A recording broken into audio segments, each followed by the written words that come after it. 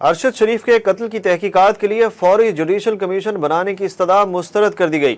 اسلام آباد high court کے chief justice اطہر من اللہ نے ارشد شریف کے قتل کی تحقیقات کے لیے فیکٹ فائنڈنگ کمیشن کی تشکیل کی درخواست پر سماعت کی۔ اسلام آباد ہائی کورٹ نے کہا کہ ارشد شریف قتل پر اس مرحلے پر کمیشن بنانے کا فائدہ نہیں۔ وزارت خارجہ اور داخلہ کے نمائندے پیش ہوئے اور معاملے کی رپورٹ جمع کرائی۔ عدالت نے کیس کی سماعت ایک ہفتے کے لیے ملتوی کر دی۔ کینیا کے مقامی میڈیا نے بھی سینئر صحافی ارشد شریف کی موت پر سوالات اٹھا دیے۔ مقامی میڈیا نے سوال اٹھایا کہ کیا کینیا پولیس نے ارشد شریف کی گاڑی روکنے کی کوشش کی؟ کیا کار سواروں نے حکم ماننے سے انکار کیا؟ اگر کار سواروں نے پولیس پر فائرنگ نہیں کی تو پولیس نے نشانہ کیوں بنایا؟ میڈیا نے سوال اٹھایا کہ گاڑی کے ٹائروں کو ناکارہ کیوں نہ بنایا گیا؟ پولیس نے ڈرائیور کے بجائے مسافر کو کیوں نشانہ بنایا؟ گاڑی میں مبینہ طور پر مغوی بچے کی موجودگی پر پولیس نے فائر کیوں کیا؟ سینئر صحافی ارشد شریف کی میت نیروبی سے دوحہ پہنچا دی گئی۔ ارشد شریف کی میت رات 1:05 پر اسلام آباد ایئرپورٹ پر پہنچا دی جائے گی۔ مرحوم کی بیوہ جویریہ صدیق کے مطابق سینئر صحافی کی تدفین جمعرات کو وفاقی دارالحکومت اسلام آباد کے H11 قبرستان میں کی جائے گی۔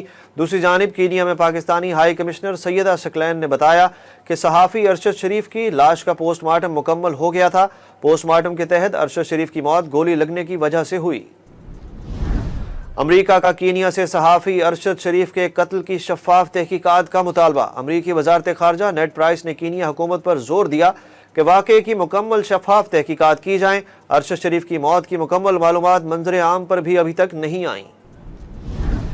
دوسری جانب امریکی محکمہ خارجہ نے سابق وزیر اعظم عمران خان کی نااہلی سے متعلق سوال پر تبصرہ کرنے سے گریز کیا۔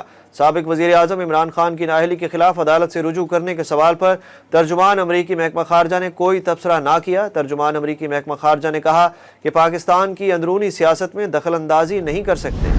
وزیر خارجہ بلاول بھٹو زرداری نے عاصمہ جہانگیر کانفرنس میں ہونے والی نعرے بازی کو غیر مناسب قرار دے دیا۔ پولیس نے فورسی کے خلاف تقریر کرنے پر پشتون تحفظ موومنٹ کے رہنما منظور پشتین اور منتظمین سمیت 20 افراد کے خلاف مقدمہ درج کر لیا۔ مقدمے میں دہشت گردی، بغاوت، اداروں کے خلاف اکسانے کی دفعات شامل۔ پارلیمنٹ ہاؤس میں صحافیوں سے گفتگو کرتے ہوئے وزیر خارجہ بلاول بھٹو نے کہا کہ میں نے نعروں کا جس طرح جواب دیا وہ نامناسب تھا۔ ایسا رویہ ایک وفاقی وزیر کو زیب نہیں دیتا۔ عاصمہ جہانگیر کانفرنس میں اداروں کے خلاف نعرے بازی پر وزیر اعظم شہباز شریف بھی بول پڑے۔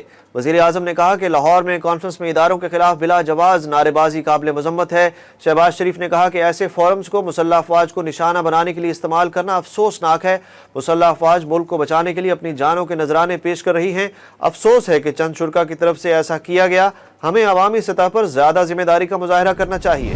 وفاقی وزیر قانون اعظم نذیر تارڑ نے اپنے عہدے سے استعفیٰ دے دیا۔ وزیر قانون نے استعفیٰ صدر مملکت کو بھجوا دیا۔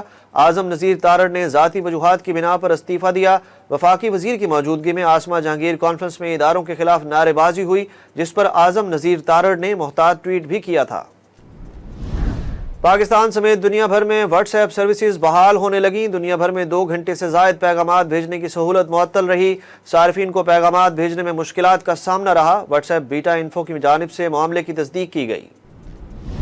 بلوچستان کے ضلع پشین میں پولیو ٹیم پر حملہ، حفاظت پر مامور پولیس اہلکار جاں بحق ہو گیا۔ پشین کے ڈپٹی کمشنر محمد یاسر کے مطابق حملے میں پولیو ٹیم کے ورکرز کو کوئی نقصان نہیں ہوا۔ جاں بحق پولیس اہلکار کی شناخت محمد ہاشم کے نام سے ہوئی، جن کی لاش کو طبی قانونی کارروائی کے لیے کوئٹہ منتقل کر دیا گیا۔ انٹر بینک مارکیٹ میں امریکی ڈالر کی قدر میں 1 روپے کی کمی، ڈالر کی قیمت 219 روپے 30 پیسے ہو گئی۔ دوسری جانب اوپن مارکیٹ میں $1 222 روپے 90 پیسے میں فروخت ہو رہا ہے۔ T20 ورلڈ کپ کا سپر 12 مرحلہ جاری، دفاعی چیمپئن آسٹریلیا اور سری لنکا آج آمنے سامنے ہوں گے۔ میچ پرتھ گراؤنڈ میں پاکستانی وقت کے مطابق شام 4 بجے کھیلا جائے گا۔ T20 ورلڈ کپ میں ناقص کارکردگی پر ویسٹ انڈین ہیڈ کوچ کا عہدے سے مستعفی ہونے کا اعلان۔ ویسٹ انڈیز کو دوسری بار ورلڈ چیمپئن بنانے والے کوچ فل سمنز نے اپنے بیان میں کہا کہ وہ دسمبر میں آسٹریلیا کے خلاف 2 ٹیسٹ میچوں کے بعد مستعفی ہو جائیں گے۔ اور سورج کو گرہن لگنا شروع ہو گیا۔ رواں سال کا دوسرا جزوی سورج گرہن کا پاکستان سمیت بیشتر ممالک میں نظارہ ممکن ہے۔ محکمہ موسمیات کے مطابق پاکستان میں سورج گرہن 4 بجے جزوی عروج پر ہوگا۔ گرہن کا شام 6:02 پر اختتام ہوگا۔